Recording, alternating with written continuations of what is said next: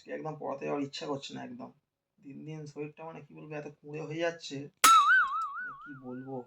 দেখি একে ফোন করে কি বলা যায়, কি বলা যায়, কি মিথ্যা কথা বলা যায়।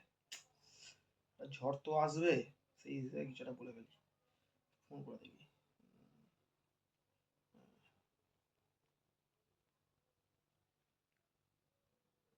হ্যালো হ্যাঁ স্যার বলুন। বাবু, শোন না, আজকে না পড়া যেতে পারবো না, বুঝতে পেরেছিস? কি মজা কি মজা কি মজা! খুব মজা লাগছে না পড়াতে যাবো না বলেছি। হ্যাঁ স্যার হ্যাঁ হ্যাঁ, শোন যেটা বলছিলাম, বলুন। একটা ঝড় আসছে তো, হ্যাঁ জানিস তো, খবরটা পেয়েছিস? তোর মা জানে। হ্যাঁ স্যার পেয়েছি তো। হ্যাঁ, মাকে বলবি যে আজকে স্যার পড়াতে আসছে না ঝড়ের জন্য। ঠিক আছে।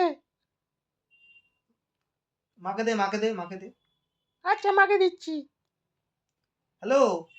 হ্যালো। হ্যাঁ শুনুন, হ্যাঁ দিদি বলুন। বলছিলাম যে আজকে পড়াতে যাচ্ছি না, কারণ একটা ঝড় আসবে। সে তো এক সপ্তাহ পরে আসবে। হ্যাঁ জানি, এক সপ্তাহ পরেই আসবে, তো ওটাই আর কি ব্যাপার।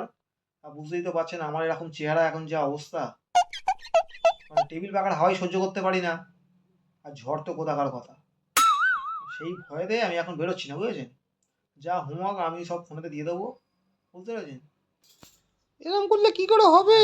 হ্যাঁ, আর মেন হচ্ছে কি বলুন তো, মেন হচ্ছে আমি ইচ্ছা করেই যাচ্ছি না। সবসময় তো পড়াতে যাই, 30 দিনে তো 5 দিন তো যাচ্ছি। আর আমার মতো স্যার একটা জায়গায় কোনো জায়গায় খুঁজলে পাবেন না, আমার মতো ব্রিলিয়ান্ট স্যার কোনো জায়গায় পাবেন না।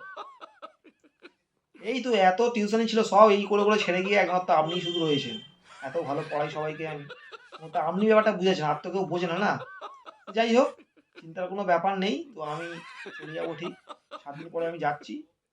আর আমি হোয়াটসঅ্যাপে সমস্ত আমি হোমওয়ার্ক দিয়ে দেবো, সেরকমও চিন্তার ব্যাপার নেই। আমি মানে ঠিক এক্সামের ঠিক একদিন আগে আমি সমস্ত সিলেবাস কমপ্লিট করে দেবো, এইটুখানি আমি দায়িত্ব নিয়ে বলতে পারি। তো বুঝতে পেরেছেন? বুঝলাম। হ্যাঁ হ্যাঁ, চিন্তার কোনো ব্যাপার নেই, আমি দায়িত্ব নিয়েছি মানে ছেলে আমার ফেল করবেই, একদম চিন্তার কোনো ব্যাপার নেই। একদম চিন্তা করবেন না কোনোরকম, বুঝেছেন? চিন্তার কি করব? হ্যাঁ, এই দেরি হয়ে যাচ্ছে বুঝেছেন, আমাকে একটু সিনেমা দেখতে যেতে হবে আবার। এই তো বললেন যে কোথাও বেরোবেন না। না না, আপনাকে ওই পড়াতে যাবো না, ওই ফাঁকি মেরে সিনেমা দেখতে যাবো আর কি। ঠিক আছে ঠিক আছে। আর শুনুন না, হ্যালো, বলছি আজকে 10 তারিখ তো হয়ে গেল না, এই মাসে পেমেন্টটা দিয়ে দিয়েছেন, পরের মাসে পেমেন্ট যদি অ্যাডভান্স করে দেন খুব ভালো হয়। কারণ হচ্ছে তাহলে ওই টাকাটা পেলে আমি সিনেমা দেখতে যাবো। আচ্ছা ঠিক আছে। হ্যাঁ দিদি ভাই, ঠিক আছে, রাখছি। হ্যাঁ, ঠিক চিন্তার আছে। ব্যাপার নেই কোনো, আমি যতদিন আছি ছেলে ফেল করবেই।